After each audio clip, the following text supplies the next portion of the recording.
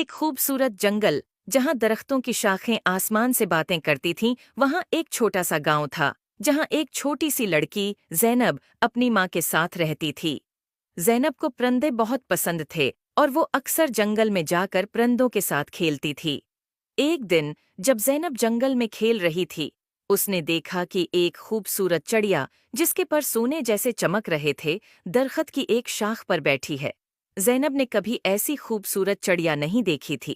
उसने चिड़िया के करीब जाकर कहा, तुम कितनी खूबसूरत हो, क्या मैं तुम्हारे साथ खेल सकती हूँ?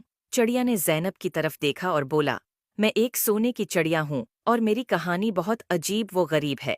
क्या तुम मेरी कहानी सुनना चाहोगी? ज़ैनब ने कहा। हाँ, बिल्कुल, चिड़िया ने कहा। बहुत साल पहले मैं एक आम चिड़िया थी, लेकिन एक दिन एक परी ने मुझे सोने की चिड़िया बना दिया ताकि मैं लोगों की मदद कर सकूं।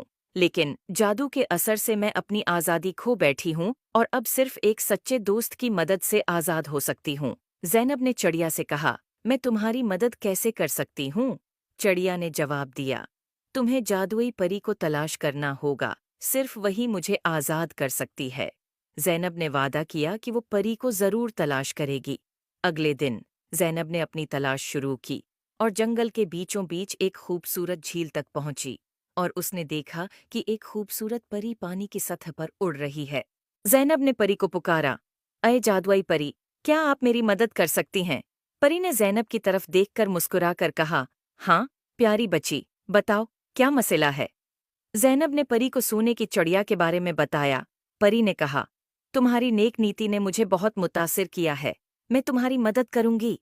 परी ने अपनी जादुई छुरी से झील के पानी को छुआ और एक रोशनी का गोल दायरा बनाया। उसने ज़ैनब से कहा, चलो, मुझे उस चिड़िया के पास ले चलो। ज़ैनब और परी दोनों चिड़िया के पास पहुंचे। परी ने चिड़िया की तरफ देखा और कहा, तुम्हें आज़ाद करने का वक्त आ गया है।